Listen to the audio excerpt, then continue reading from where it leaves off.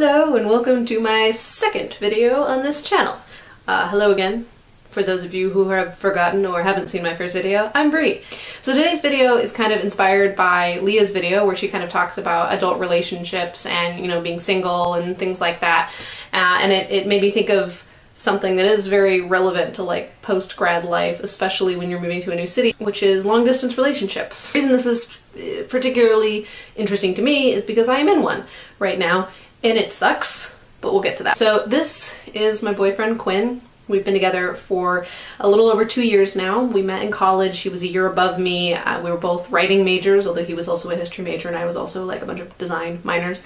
And he is great. And currently he is studying abroad in Scotland. He's doing a 1-year graduate program for creative writing in the University of Glasgow, which is super impressive and really great, and I'm so proud of him. But it also means that for the next year, or next half year, since it's already been like half a year, he will be in a different country and I will be here. And as I have mentioned previously, this sucks.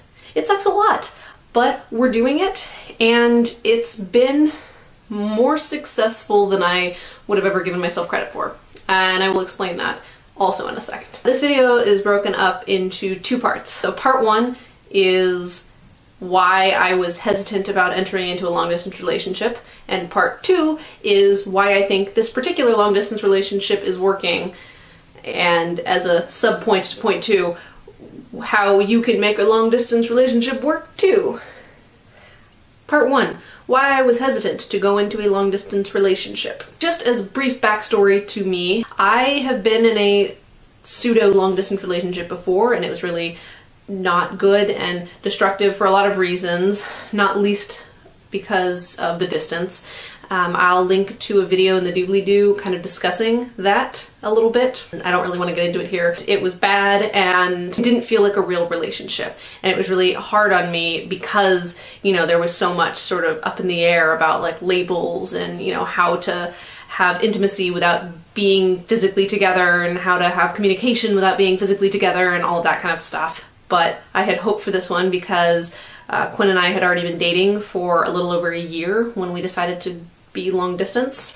It just sort of happened that we had to be long distance. Part two, why I think my current long distance relationship is working and how you can make one work as well. So there are a couple of reasons why I think my relationship with Quinn, despite it being, you know, over 1,000 miles away from each other in different countries, is working.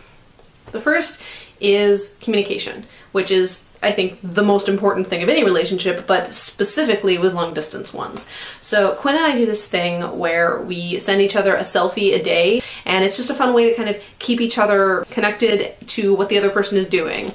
And that's been really a really great sort of project for us to do together. It's been really helpful. The other important thing about communication, especially in a long distance relationship, is just always remembering to keep the other person updated, because sometimes it's very easy to forget to tell someone who isn't physically there with you things that you tell other people just as a way of passing, you know, like I see certain people almost every day, and so obviously they know a lot about what's going on in my life. And it's really important when you're in a relationship, especially a long distance one, to keep the other person involved in that as well. Like I never want to feel, or I never want Quinn to feel specifically, that he is not still involved in my life. I want to make sure that, you know, we're still living a life together, just geographically separate, if that makes sense. I think the second major thing to keep in mind when entering into a long distance relationship, and like the second most important thing, is having a set end date. Having an end date makes the relationship viable, at least in my opinion. You know, some people are perfectly happy having a completely long distance relationship, never really having a time where you're going to be together, you know, long term in the same geographic location.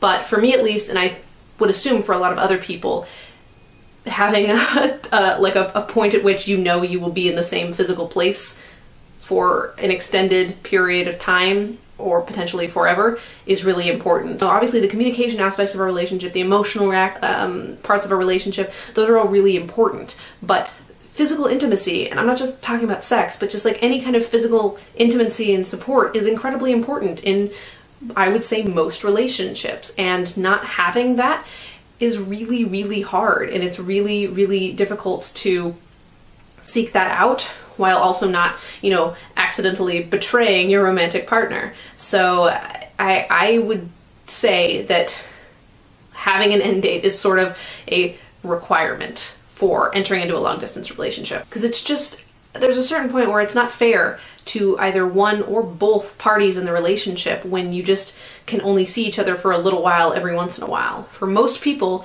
a relationship has to be equal parts, all, you know, facets. So emotional, physical, mental, whatever. Long distance relationships are often demonized by pop culture and by media and by most people because, you know, it's hard for a lot of people to comprehend the idea of being in a romantic relationship where you are not physically around each other consistently, especially one where you expect it to be successful. And I don't think that, you know, having a successful relationship and having a long distance relationship are mutually exclusive. I really don't. But there are very specific parameters that I believe are necessary to make them not mutually exclusive, as I have discussed in this video. So, cool.